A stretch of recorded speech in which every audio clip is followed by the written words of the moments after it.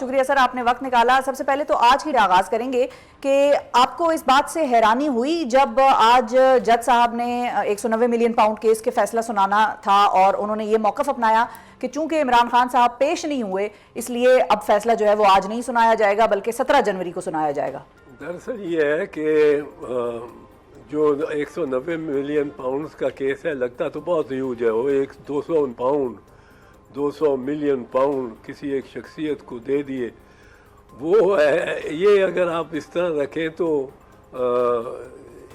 इसको इस तरह सोचें तो फिर तो वो बहुत ही लगता है कि बड़ा संगीन केस है और संगीन जुर्म है।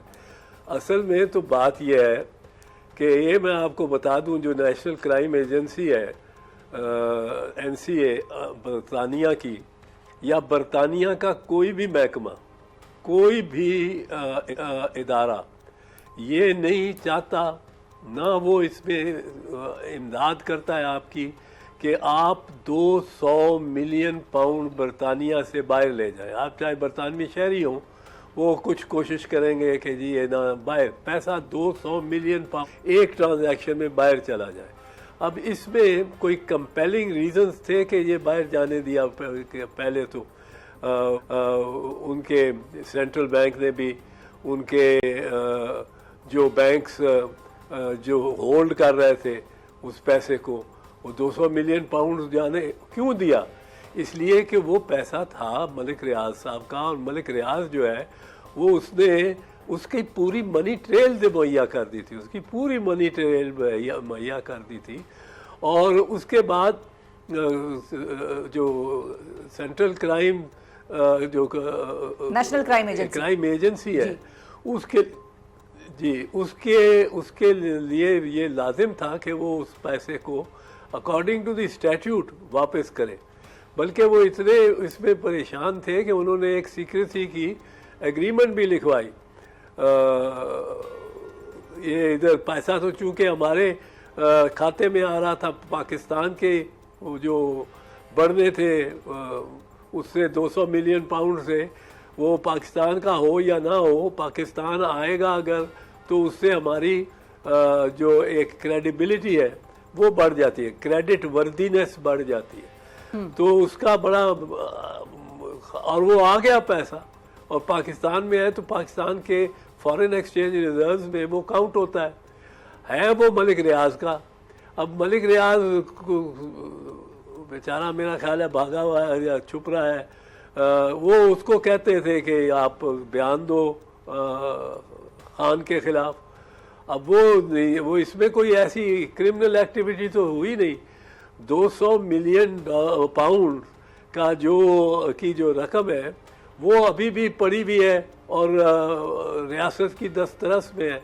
रियासत को कोई नुकसान हुआ नहीं, रियासत को कोई 20 अरब रुपए का सोना फ़ायदा हो गया है कि वो उसको जो उस पर मार्कअप मिला है उस पैसे पे।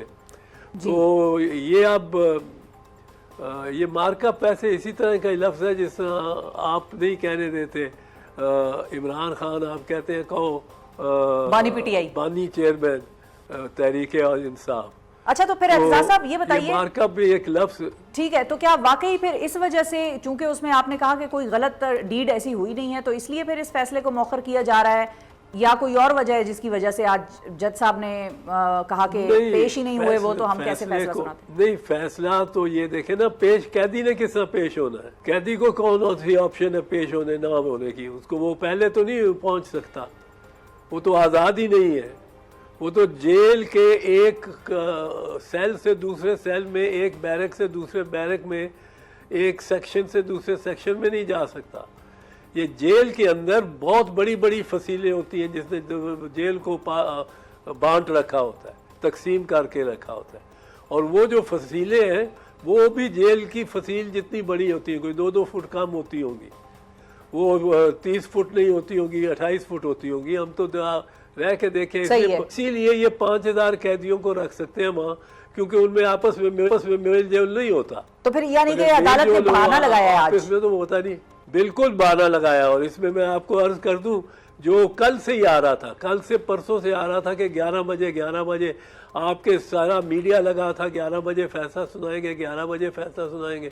तो 8 बजे क्यों जज साहब ने जाके, जब इतनी तशहीर हो गई 11 बजे की, फिर जज साहब ने क्यों जाके कहा कि फैमिली भी नहीं आई, वो भी सब ये तो कर रहे होंगे। मेरा उनसे कोई राब्ता नहीं है, मैं लाहौर में अपने घर में बैठा हुआ हूँ। पर अगर मैं उनकी जगह होता तो मैं भी ये सोचता कि 11 बजे जाना है तो अभी क्या तैयार होना है, यहाँ से 9:30 बजे निकलेंगे, 10:30 बजे तक अडियाला पहुँच जाएंगे। इस्लामाबाद से घंटा ज़्यादा से ज़्यादा लगेगा, सवा घंटा, तो जाके सुन लेंगे फैसला। पर ये भी जज साहब ने ज्यादती की है कि 8 बजे, पहली दफ़ा 8 बजे सुना है, आके बैठे और 7:15 बजे तक उन्होंने कह दिया कि कोई हाजिर नहीं है। और कैदी ने किसने हाजिर होना है? कैदी को तो लेके आना है रियासत ने। ठीक है, कैदी के लिए तो जब तक रास्ता रियासत नहीं बनाएगी, कैदी क्या कर सकता है? ठीक है। तो फैसला एतजाज साहब आपको क्या लगता है कि क्या आएगा? तारीख तो वैसे सियासी कैदियों के हवाले से कुछ और ही बताती है, तो आपको क्या लग रहा है फैसला क्या आएगा? नहीं, फैसला क्या हो सकता है, क्या नहीं हो सकता, फैसला इसमें गिल्टी का तो नहीं हो सकता, हो नहीं सकता, क्योंकि इसमें ना लॉस हुआ है, ना इसमें वो रकम जो है वो कहीं ऑफिशियल डिपॉजिट से बाहर गई है, सुप्रीम कोर्ट के एक एस्क्रो अकाउंट में चली गई है, जहाँ भी रिस्ट्रिक्टेड है। और ये बात क्लियर है कि इसकी पूरी मनी ट्रेल दी होगी अंग्रेज़ों की तस्दीक के लिए, जो जिसकी वो भी तस्दीक कर सके, उनकी सेटिस्फैक्शन के लिए तक। ये वरना ये 200 मिलियन पाउंड इंग्लिस्तान से निकल ही नहीं सकता था अगर इसकी पूरी सही मनी ट्रेल मलिक रियाज ने ना दी होती। सही है, लेकिन हुकूमत तो एतजाज साहब ये कह रही है, इनको पकड़, वो तो कह रही है कि पीटीआई के चेयरमैन इमरान खान जो है, बानी चेयरमैन, वो बेनिफिशरी हैं और वो अलकादिर ट्रस्ट जो यूनिवर्सिटी बनी जिस जमीन पे, और वो सारा फायदा उनको पहुंचा, लिहाजा ये बड़ा करप्शन का केस है, तो सजा ही हो सकती है इसमें। नहीं नहीं नहीं, ये नहीं, मैं समझता हूँ जिसको ये गया होगा ना, जिसके लिए पैसा उधर गया है सुप्रीम कोर्ट में, सुप्रीम कोर्ट ने एक जुर्माना किया हुआ है for the benefit of Bahria town allottees, जो कि कराची के अलॉटीज है। तो वो एक अरेंजमेंट बना हुआ है सुप्रीम कोर्ट को कि किस तरह मलिक रियाज ने ये लाइबिलिटी उतारनी है, और वो एस्क्रो अकाउंट में जो पैसा जाता है वो सुप्रीम कोर्ट के मुताबिक हिदायत के मुताबिक उसका सर्फ होता है।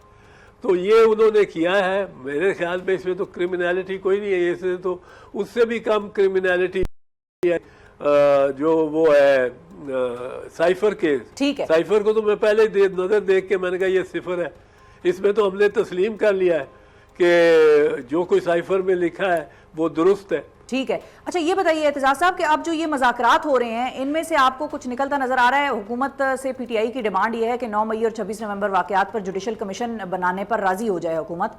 हो जाएगी हुकूमत राजी, आपको लगता है? मेरा तो ख्याल है हुकूमत की बातें खिल जानी चाहिए। इस वक्त जिस तरह जुडिशरी पे एक कैप्चर हुआ है, सुप्रीम कोर्ट के जुडिशल स्ट्रक्चर का भी एक असर नौ तयन हो गया है, जिसमें अब ये ऐसे मामला जाएंगे ही टू गवर्नमेंट फ्रेंडली, या आप ओपन माइंडेड कह लें, गवर्नमेंट कहेगी ओपन माइंडेड जजेस, तो जो भी है, पर एक ख़ास किस्म सोच के जजेस के पास वो जा सकते हैं। और अगर आप चीफ जस्टिस साहब को कहेंगे कि वो नॉमिनेट करें, इसको हेड करना चाहिए ये इंक्वायरी कमीशन का, तो मेरा ख्याल है नुकसान इसमें तो मुझे तो लगता है पीटीआई का ही होगा। और ये पता नहीं क्यों इसरार कर रहे हैं कि जुडिशल कमीशन वो जुडिशल कमीशन। अब जो मुझे नहीं है इसकी बात समझ आई, ये इससे तो पार्लियामेंट्री कमीशन बनाए तो शायद बेहतर हो, क्योंकि पार्लियामेंट्री कमेटी में इनके ज़ोरदार बंदे जा सकते हैं। जो जुडिशल कमीशन में तो हमारा मतलब है जो सियासतदान है की तरफ से तो कोई भी नहीं ना होगा, लेकिन और ये सियासतदान ही इस किस्म का केस को ठीक है, जरा परसू कर सकता है। बिल्कुल सही है। अच्छा, अगले स्टेक नहीं है जुडिशरी के साथ। बड़ी इंटरेस्टिंग आपने बात की कि शायद पीटीआई को इसका नुकसान ही हो जाए, क्योंकि वो जजेस जो कि एक तरह से कहा जा रहा है कि या जो एक तरफ हुकूमत की तरफ इंक्लाइन नजर आते हैं, वो अगर इसका फैसला करेंगे तो फिर तो पीटीआई का नुकसान हो जाएगा। बड़ी इंटरेस्टिंग आपने बात की। अच्छा, क्विकली एतजाज साहब, आखिर में आपसे ये जानना चाहूंगी कि 85 सिविलियंस के 9 मई वाकयात में जो मिलिट्री ट्रायल्स मुकम्मल होने के बाद उन पर फैसले भी आ चुके हैं, क्या इंट्रा कोर्ट अपील की समाअत करने वाला आईनी बेंच जो है अब इन ट्रायल्स को कलअदम करार दे सकता है?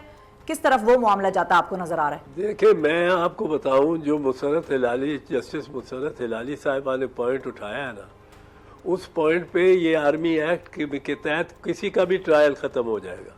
वो क्या कि फ़ौजी का भी नहीं हो सकता, फ़ौजी का भी नहीं हो सकता आर्मी एक्ट के तहत, क्योंकि आर्मी एक्ट के तहत के मुकदमे की सारी कार्रवाई, मुकदमे की सारी शहादतें, मुकदमे का सारा रिकॉर्ड, मुकदमे का सारा जो है दस्तावेजात, सबूत, वो एक या दो तीन अफसरों के, 3 अफसर ले लें, एक कर्नल 2 मेजर, या एक ब्रिगेडियर, एक कर्नल, एक मेजर। अब ये आर्मी अफसर, ये आर्मी तश्कील है। अब इसमें से 3 बैठे हुए हैं, वो 2.5 महीने के सुनते रहते हैं, गवाह आते रहते हैं, खत देखते रहते हैं और बाकी प्रूफ देखते रहते हैं, और फिर वो फैसला नहीं करते, वो सिफारिश करते हैं कमांडिंग अफसर को। ये कर्नल वाला केस कमांडिंग अफसर होगा, उसका एक मेजर जनरल जीओसी, और जो ब्रिगेडियर वाला केस है उसका कमांडिंग अफसर होगा आर्मी चीफ। अब ये एक जीओसी के पास चला जाएगा केस कि हम अभी फाइंड हिम गिल्टी और सज़ा आप तजवीज़ कर दें। अब वो फाइंड हिम गिल्टी, जो सज़ा वो तजवीज़ कर रहा है जिसने और गिल्टी नॉट गिल्टी का भी उसी के हाथ में फैसला है। ये रिकमेंडेशन है नीचे से फौजी अदालत ने जिसने केस सुना है, और वो सिर्फ वो कर रहा है कि वो लिखेगा, किस तरह लिखेगा कि ये बंदा बरी होना चाहिए या इसको सजा होनी चाहिए। उसने उस बंदे को भी नहीं देखा, कमांडिंग अफसर ने, उसके सामने मामला पेश भी नहीं हुआ, उसके सामने शहादतें भी नहीं हुई। वो शहादतों में भी गवाह का पता लग जाता है जब शहादत दे रहा होता है कि ये पूरे एतमाद है कि नहीं, और वो सब चीज़ें अदालत ने अपने जहन में रखनी होती है। यहाँ जो ये पॉइंट उठाया है मुसर्रत हिलाली साहिबा ने, मेरा ख्याल है सबसे बुनियादी पॉइंट ये है, इस एक पॉइंट पे ही सारा कुछ डिसाइड हो सकता है कि सिविलियन तो क्या, ये तो फौजियों के भी जो आर्मी एक्ट के तहत लोग हैं, उनके भी हकूक़ को, बुनियादी हकूक़ को, आर्टिकल 9 के हकूक़ को, आर्टिकल 10A के हकूक़ को, आर्टिकल 25 के हकूक़ को, आर्टिकल 4 के हकूक़ को, सबको ये मजरू करता है। ठीक है।